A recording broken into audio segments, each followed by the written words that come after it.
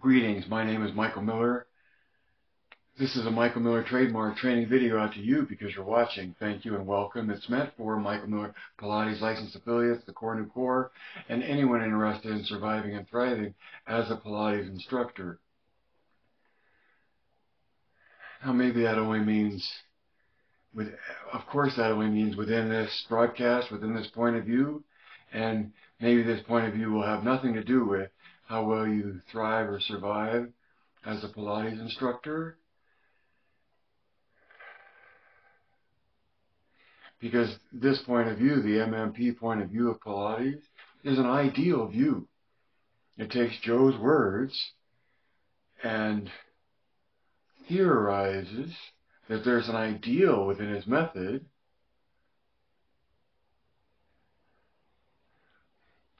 that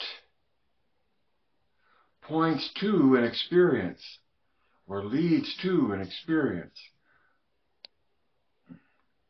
And that experience is what? You've heard this before.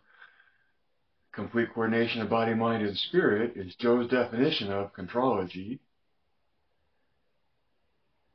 And many people use the.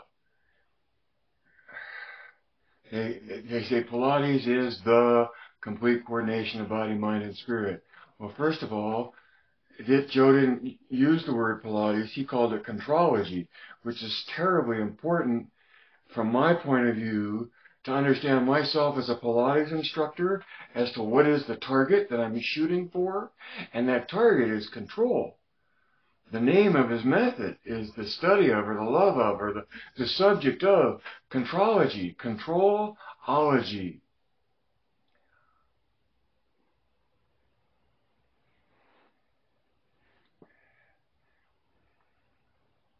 There will always be a spectrum of distribution of how well or how poorly, depending upon your criteria,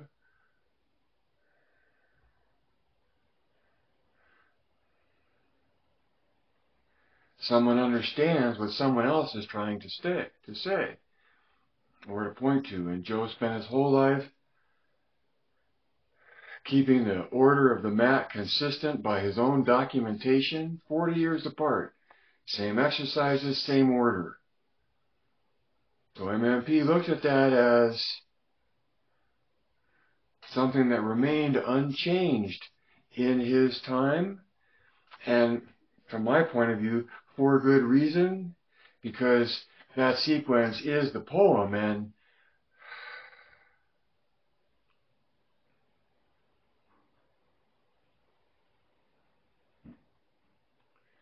there comes a point where you don't mess with or interpret what already is so evident in the original.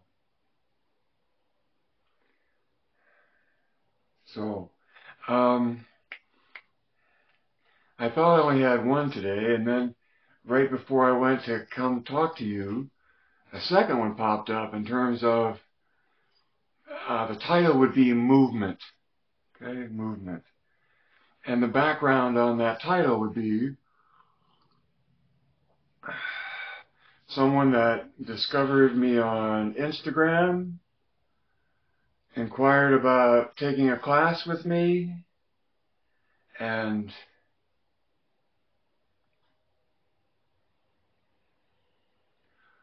when I asked her what she hoped for in the class that she was looking for, she said movement. Movement, a lot of movement. And see, this too gets lost in Pilates, and the whole culture of it, and all of the thinking of it, is that it's such a beehive of intellectual interest and pursuit and activity and extension and derivation and all of that thinking stuff, that as an instructor, I think it's just as easy, and it's just human nature to break out of the doing and into the thinking. I've said before, in teaching a class that has really fallen into the focus of the effort, because my words are out in front of them and they're able to follow them, and there's this sinking into the moment that as an instructor, first few times that happened to me, I thought I did something embarrassing or said something embarrassing because I felt like I was on the outside of where everybody else was. And it was true in a way, because I was the instructor giving instructions. I was throwing the ball, and in throwing the ball, everybody else was lost in the chasing of it. But the isolation, the first few times, caused me to say something that caused everybody else to start thinking, because it wasn't instruction. It wasn't throwing the ball. And you could just hear the ice skater hitting the sand.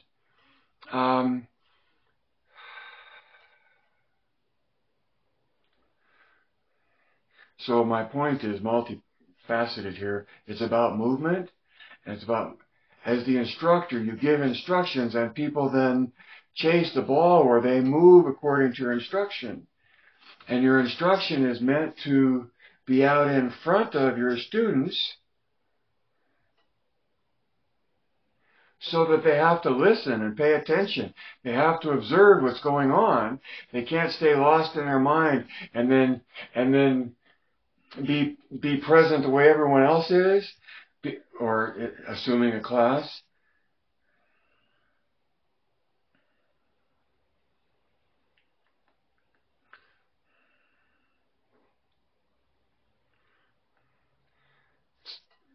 The point being then, when you feel that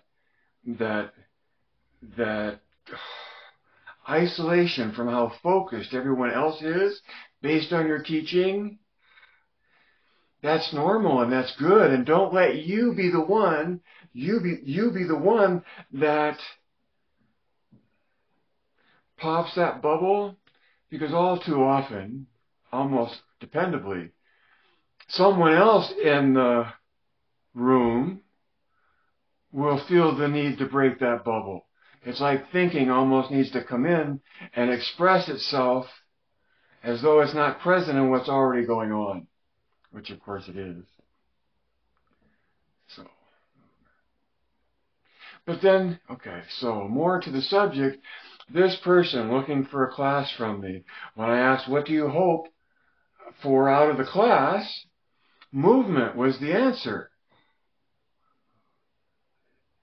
And so that rose to a title where I'm talking to you about it, because it's such an important thing. Your student is sitting there tapping their foot. Maybe they don't know that. It's in the doing that one achieves what one's after, much, much more so than in any thinking or understanding of the thinking. Because you don't have to know anything about anything other than knowing exactly how to make instruction, of course, and when, and the timing, and the emphasis, and of course there's a lot to it that I'm brushing over. But movement takes me to the phrase of a description of some types of students, and that phrase is sensation junkie, meaning they're an addict for sensation. And when this person says, well, out of my session, I want movement, and recognizing that most of all,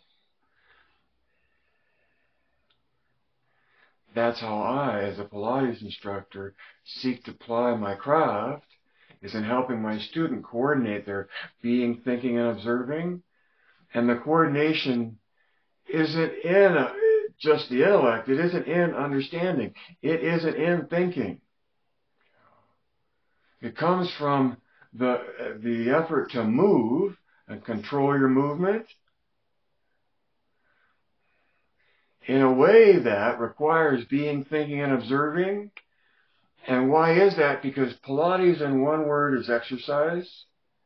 Pilates in two words is corrective exercise.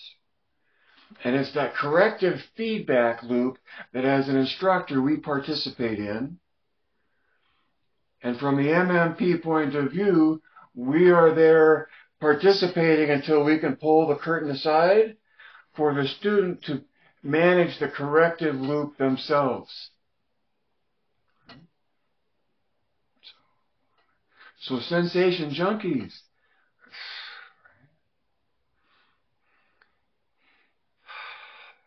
they want to feel it. They want to be in their bodies. And so much of everything about Pilates is the mat. And the mat is movement. Right? So if you're doing Pilates, you're doing movement.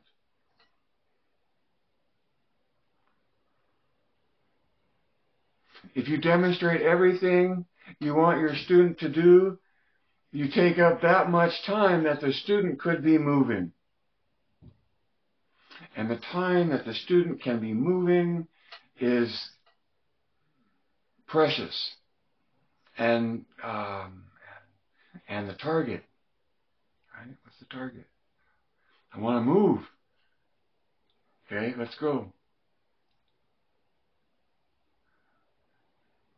That brings up the lady that was so jazzed right after a workshop that she wanted to feel this complete coordination of body, mind, and spirit. She wanted to press, and I says, okay, do you want to do mat or reformer? And she says, I don't care, I don't know either.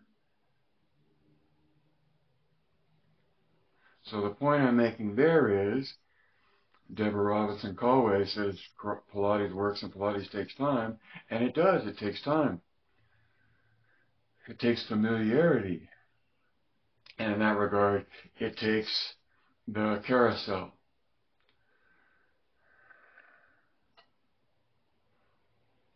Which takes me to number 2, which was the CT and MMP presentation.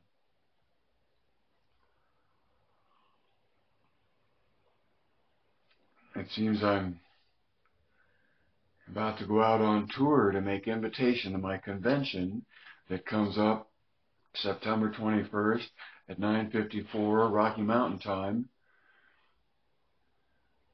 AM. And the invitation is to come, of course, but the times have been very awkward in the last few years. I've been there, but I've been alone. And yet, before in other years, better times,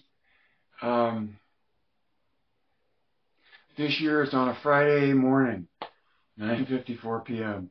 And then after the Mountain Peak experience, I head to the Boulderado, and this will be for brunch, right? So, heading out on tour and making presentations where asked about CT and MMP. And so what's the presentation? It's an explanation of 2 things, CT and MMP. Okay. So, do you want to get on the gondola ride and hear about the explanation or not? It's important for you to recognize the difference between what you tell them to take to listen to the explanation for a fee versus being able to dismiss it because it's for free. See what I'm saying? So, in addition to that, what I would like to do, if there was any interest, is offer a couple hours of practice for other people to make the very same presentation. And you can get the PowerPoint slides on the Udemy course, How to Survive as a Pilates Instructor. But anyway, trying to empower others to be able to see themselves charging a fee to take a person to a point of view, to look around, to make an explanation.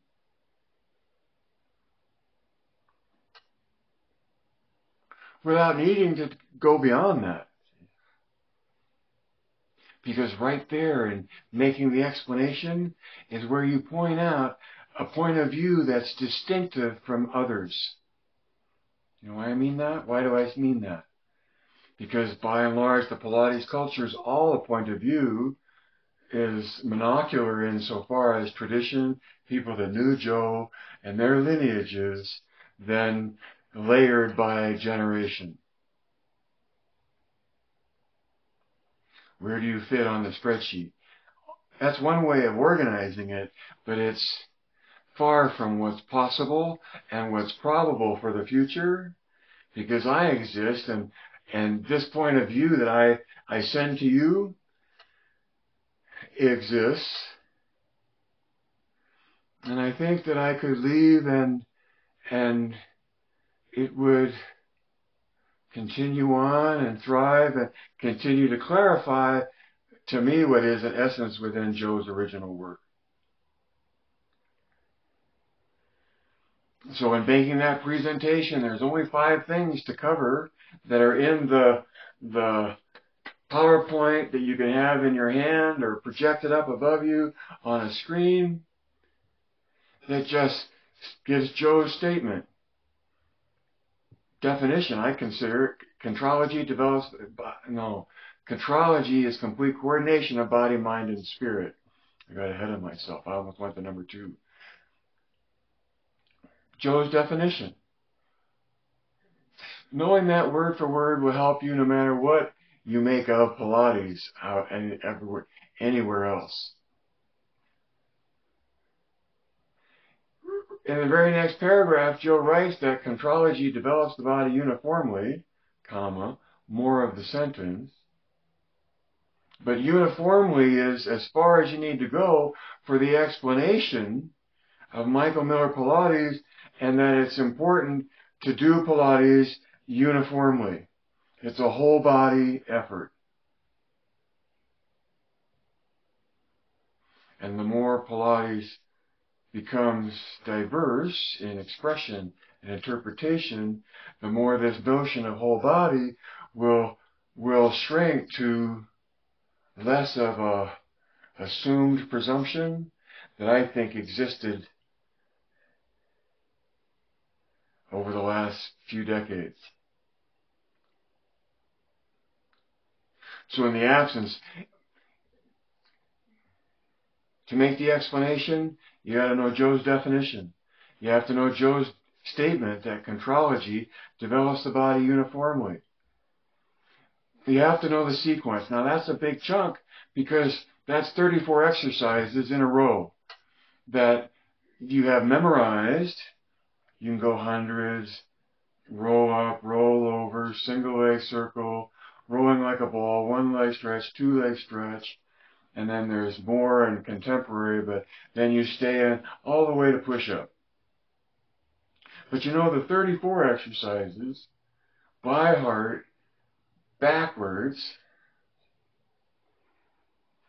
My mat class was a solid group of people that appreciated going through the movement of the mat in 35 minutes. So I taught a full mat. I didn't call it advanced.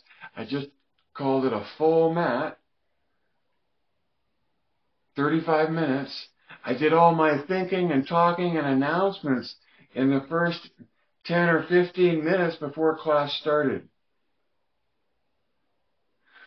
And then at the end of push-ups, there was usually a little bit of this for posture at the end of the push-up and then off and running. Maybe a little bit standing footwork. But in general, at the end of push-ups, still do, throw the ball. And at the end of throwing the ball, the class was over. No more thinking from me.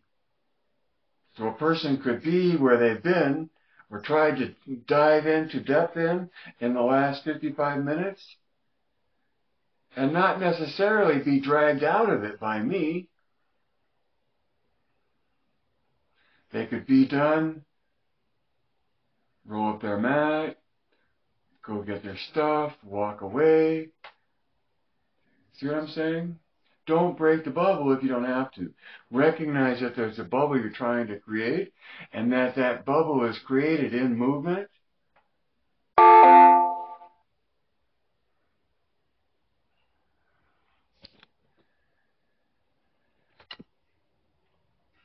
I'm up early today.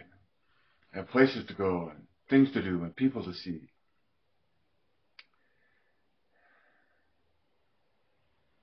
So you have to know the sequence of the map. Those three things are the basis for the MMP point of view.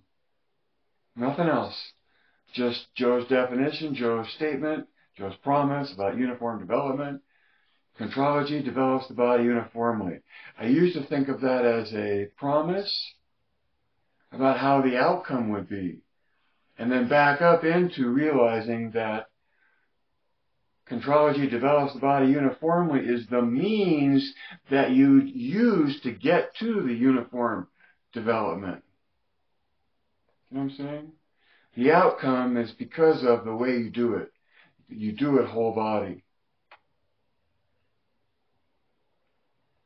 Which takes us to, there's three things from Joe, and then the fourth thing is this point of view of this image.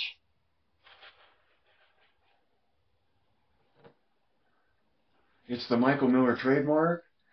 It's commonly called Cornu, and it points to the fact of the biomechanics in the body of oppositional rotation between axes.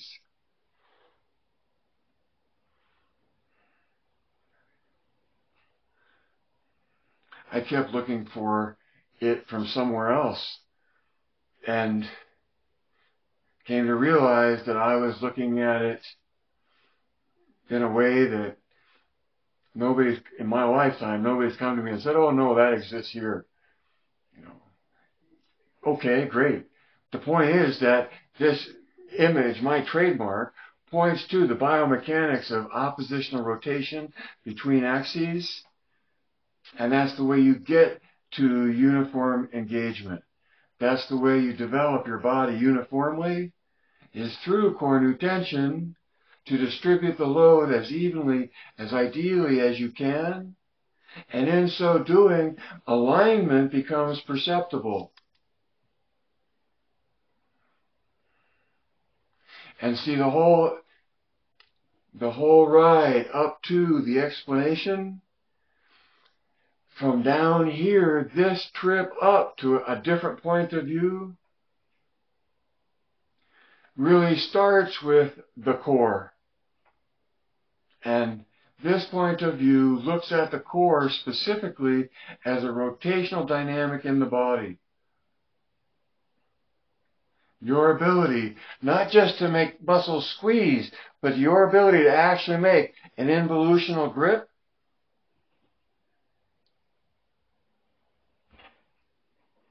is establishing the condition of core.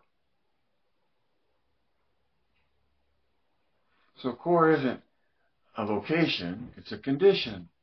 And it's in that rotational condition that it's like you get to here just by realizing that it's not some general thing and it's not something that's a location defined by a collection of muscles, right?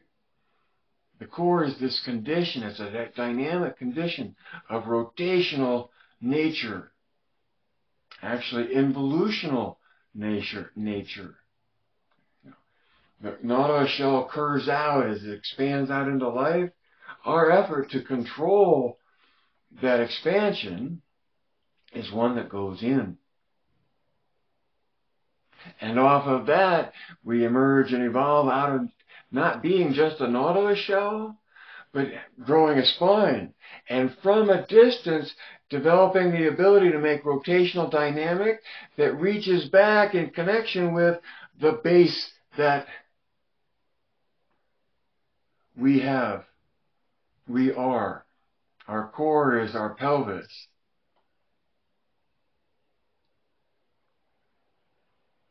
at least insofar as this is a literal rotational dynamic, and there are others in the body. So you go from here with the core being a grip to here all the way with, there are at least 6 grips in the body that MMP points out and utilizes in the pursuit of developing the body uniformly.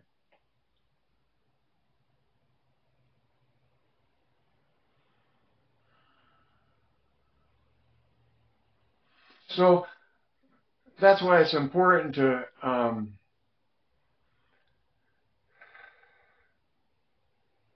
explain core nu tension from the get-go. And like the first thing to explain with core nu tension is that the core is a grip at the hips. And the shoulders make an oppositional grip to the shoulders, and that grip reverses again around the ears. And it's easiest to get the ears to the shoulders as at least imagining that, and then looking for sensation in that. And then I think holding an end point of tension at the metatarsals, instead of locked knees, pointed toes, you go straight legs, but soft knees and end point at metatarsals in order to do what? Engage the body more uniformly. Because that's what makes it lightest in space. And that's therefore advantageous to survival and to what and how you can move through space. We're back to movement again.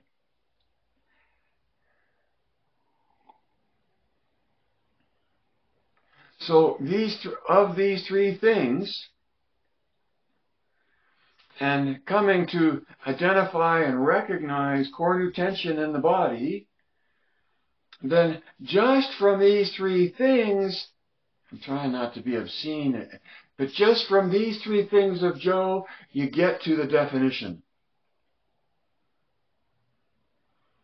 So from Joe's definition, promise, and sequence, you get to the definition of MMP. And MMP is, that definition is, uniform eccentric loading flowing through progressive patterns of movement. Memorize that. It's in 3 parts. Uniform eccentric loading. Uniform, we just explained why. Eccentric, out from center, because Joe writes about that, and the nature of core nu tension is that. And loading, because the pattern of the exercises in the sequence takes on more weight and moves further away from center. Okay, loading. Then the flowing through. The flowing through comes back to movement in a way, because if you're not moving, there is no, well, you might be moving but not flowing. But there's definitely flow to the effort. And to me, I think you press the flow as a way to find the engagement of the coordination of being, thinking, and observing. I walked into a huge room with easily over 100 people that I'm supposed to teach a math class to. Maybe I'm exaggerating. 50, easily 50, but say 50 to 100. That's a lot of people. And no one knows me. It's a big workshop. Where do I go with that? I come out and I say, okay, without any introduction, without anything else, I just say, okay, everybody, I'm loud and people are all talking so they can hear me and they're in their conversations, but my train has left. My instruction stream has started. And because there's something to listen to and go chase that everyone was there for, right? What do you want? Movement. I mean, it was astonishing to me how many conversations dissolved away into pursuing the movement. To the point that was really then the monkey on my back to keep that flow going and to try to deliver what was that people were after. And that was something that they could chase something that they were familiar with or not, but that they were seeking to be familiar with.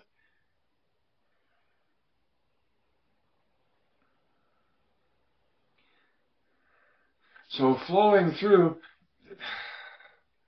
without the flow, there is no go. And you flow through progressive patterns of movement.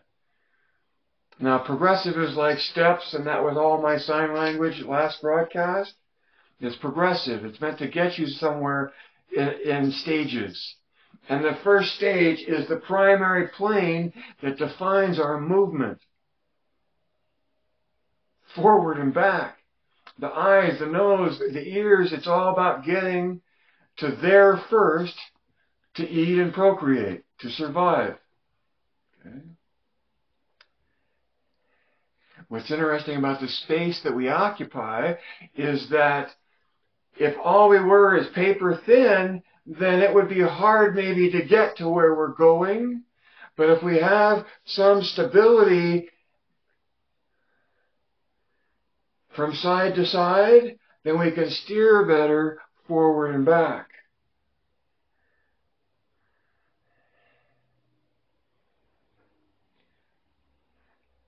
And so that is another step in a pattern of movement where flexion and extension are in a plane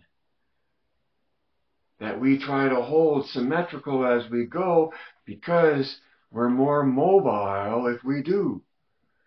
Think the difference between a nautilus shell that's symmetrical and so many other shells that just wind out in one direction.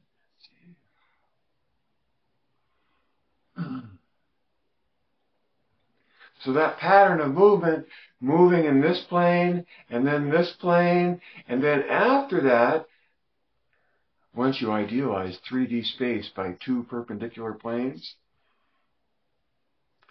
the space in between can be arrived at through rotation. How I look at it anyway. And so if we can control this one, then, or we work to control this one because this is the most important one, then, well, and why do we do that? Because that's the order of Joe's mat work. That resonates throughout all the rest of his original work. That anybody who teaches Pilates is seeking to resonate with the original work, no matter what they're teaching, you'll see progressive patterns of movement. Not flexion extension and then rotation and then maybe side bending, but it's very pure. It's very pure. It says, let's bend this way, let's bend this way, now let's idealize the space in between, and then get fancy with things like torsion. See, core tension is oppositional rotation between two axes. And I don't have a name for oppositional rotation along one axis. Oh, because I think there already is that. I think it's called torque, right? Torque.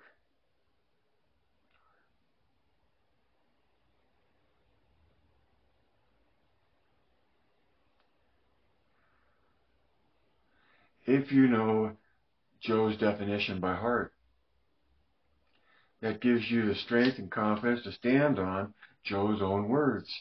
Whatever else you know, whoever else you know, however long you've been studying, how new you are to all of this,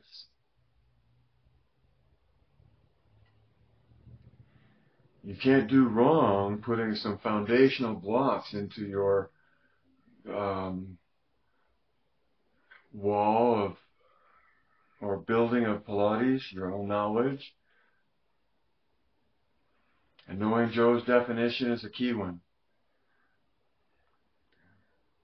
Now you can say, well, is that all there is? See, there's more.